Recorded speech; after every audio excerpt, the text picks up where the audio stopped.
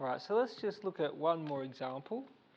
And my example at the end is this one. So again, I have this normal distribution, and I'll assume that the mean and the standard deviation are the same as before, so 45 and 8. So here it is.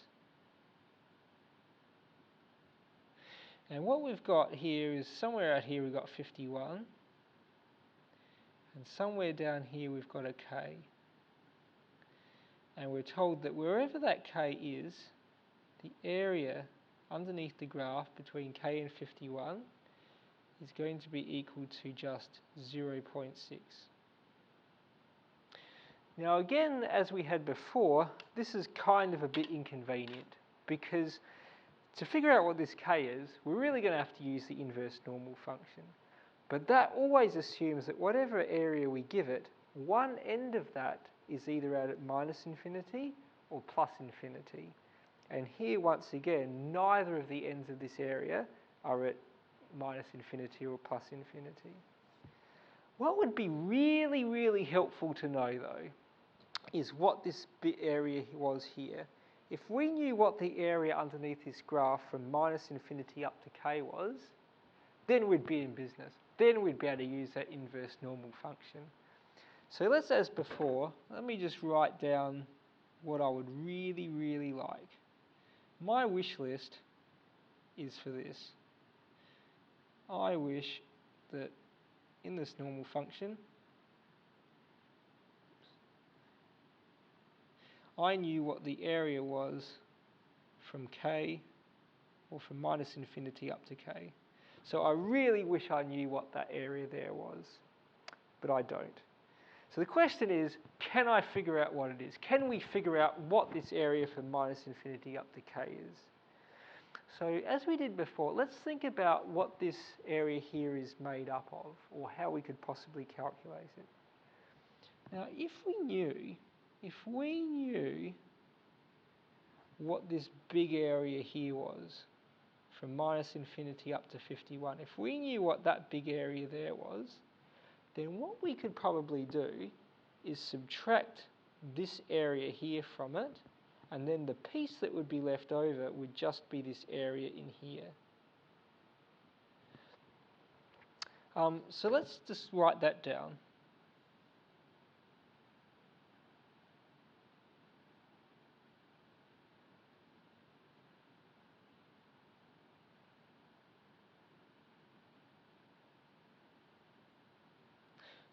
So up here we have 51. And I'm saying, if we could calculate this whole big area from minus infinity up to 51, then what we could do is just subtract this piece from it, the area from k up to 51. If we subtracted this piece off from it, then all we'd have left with is just this little bit down here, this little bit down here. So we could actually do that, because here's that area here.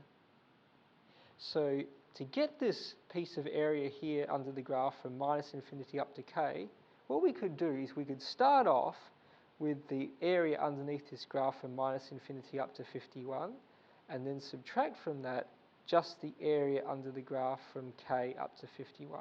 We could subtract that off. So let's write this in maths. So what I really want to know is the probability of x being less than or equal to k, and that's equal to the probability of x being less than or equal to 51, which is this bit. Take away the probability that k is going to be less than x is going to be less than 51, which is this bit here. So the question then is, can I calculate this and can I calculate that? Well, I guess the thing is, we actually already know this bit. We've been told already that it's equal to 0.6, so really we can just write this down straight away. And this piece here, because we know that this area starts out at minus infinity and goes up to 51, we can actually calculate that using this. So what we would do there is we would use the NCD function, and we want to go from some really big negative value, say minus 10,000, and we want to go up to 51, and we have a standard deviation of 8 and a mean of 45. And then from that we need to subtract away that 0.6. So let's figure out what this number here is.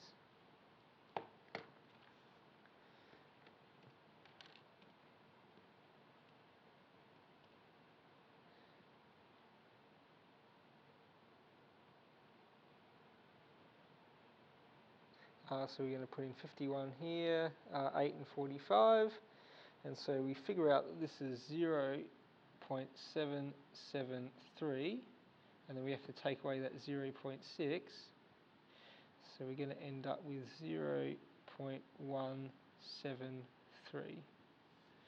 And so we've done it. What we now know is we know just this area here, just the area from minus infinity up to k, and this we can use the inverse normal function on. So now that we know that, we can say that our k is equal to the inverse normal function, and so I will again use the left tail, because here we're going off to the left. The area is 0.173, and the standard deviation is 8, the mean is 45. So let's drop that into the calculator as well.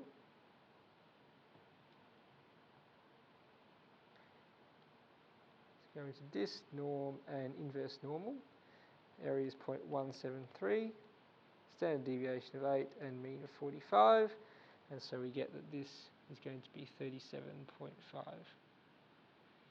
So according to that, this k is 37.5. So again, there's a little bit of working out there, so let's just check to make sure this answer is correct. So let's figure out what this area here is, now that we know that that k is 37.5. What we should get back is just that 0.6. So let's put this into NCD. So we're going to go from 37.5 up to 51. And then we have a standard deviation of 8, mean at 45. And let's see what that's equal to.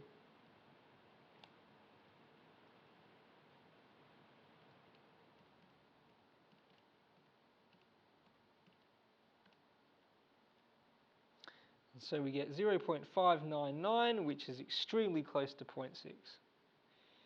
So I would say that that is correct, and so is our k.